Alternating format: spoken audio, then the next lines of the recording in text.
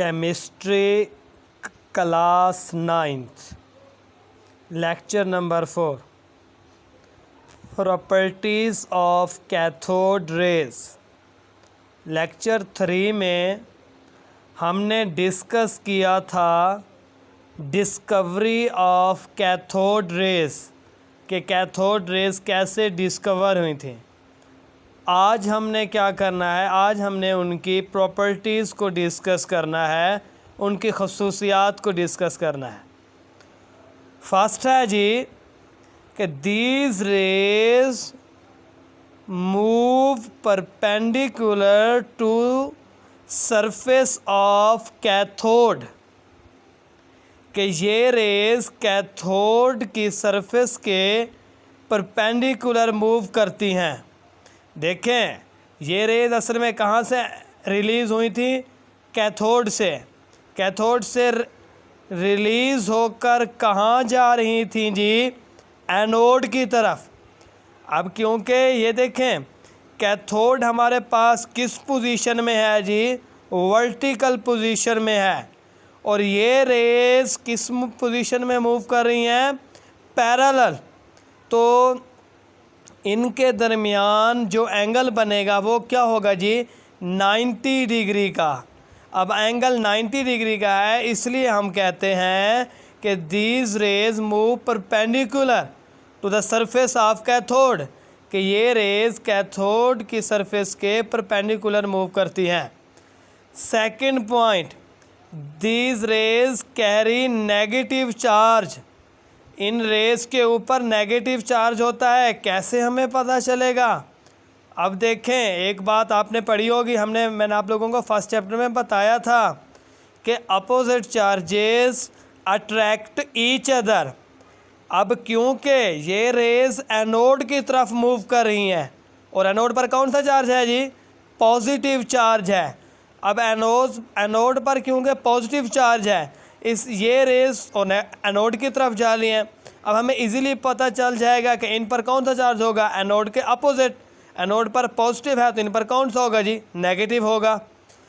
और जी third point देखें कि nature of rays do not depends upon nature of gas used in the discharge tube, कि इन rays की नेचर ऑफ गैस पे डिपेंड नहीं करती जो हम डिस्चार्ज ट्यूब में यूज़ करते हैं। ऐसा क्यों होता है? अब देखें, असल में ये रेज हमने पढ़ा था कि रिलीज़ होती हैं कैथोड से। अब क्योंकि ये कैथोड से रिलीज़ हो रही हैं, तो इसलिए इससे हमें कोई फ़र्क नहीं पड़ता कि हम कौन सी गैस यूज़ कर रहे हैं। हाँ, अगर ये रेज गैस की वजह से बनती ना, फिर इनकी नेचर गैस पे डिपेंड करती। अब क्योंकि ये गैस से बन ही नहीं, ये तो कैथोड से बन रही हैं, इसलिए इनकी नेचर क्या है जी? गैस की नेचर के इंडिपेंडेंट है, उस पर बिल्कुल डिपेंड ही नहीं कर रही। फोर्थ पॉइंट देखें कि these raise form a shadow of opaque object if placed in their path. वो कहता है कि ये रेज हमारे पास क्या करती हैं?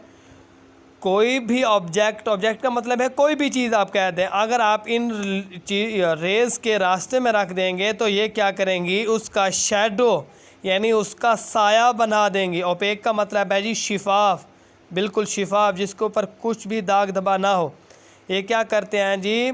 उसका साया बना देते हैं। अगर कोई भी ऑब्जेक्ट आप इनके रास्ते में रख दें, अगर शर्त यह है कि वो ओपेक हो यानी शिफाफ हो, तो उसका क्या करेंगी? दूसरी साइड पे उसका साया बना देंगे। आगे देखें जी, लास्ट पॉइंट है इसकी प्रॉपर्टीज़ का। J Thomson found their charge to mass ratio. J Thomson हमारे पास एक साइंटिस्ट था, उसने क्या किया जी? उसने इन रेज की charge to mass ratio find out की। क्या होती है charge to mass ratio? Charge to mass ratio का मतलब है कि उसने इनके ऊपर पहले फाइंड आउट किया कि चार्ज क्या है, फिर उसने फाइंड आउट किया जी इनका मास क्या है, फिर इसकी क्या निकाले जी? रेशो निकाले। इनकी जब ratio charge to mass ratio find out की गई तो पता चला कि इनकी चार्ज टू मास रेशो तो बिल्कुल इलेक्ट्रॉन्स के इक्वल है, इसलिए इन रेज़ को इलेक्ट्रॉन्स का नाम दिया गया। ठीक हो गया जी। इसलिए हम इन रेज़ को कहते हैं कि ये रेज़ कैथोड रेज़ असल में हमारे पास क्या हैं, इलेक्ट्रॉन्स हैं। क्यों? क्योंकि इनकी चार्ज टू मास रेशो हमारे पास क्या है, बिल्कुल इलेक्ट्रॉन के इक्वल आती है। इसी वजह से आप कह सकते हैं कि ये रेज़ भी हमारे पास क्या हैं जी, असल में इलेक्ट्रॉन्स हैं। ठीक हो गया जी। अब ये बात आप लोगों ने याद रखनी है कि इन रेज़ की नेचर गैस पे बिल्कुल डिपेंड नहीं करती, और ये रेज़ हमेशा रिलीज़ हमारे पास कैथोड से होती हैं और कैथोड की अपोजिट डायरेक्शन में मूव करती हैं, यानी एनोड की तरफ ये रेज़ क्या करती हैं जी, मूव करती हैं। ये था हमारा लेक्चर नंबर 4। ओके जी, अल्लाह हाफ़िज़।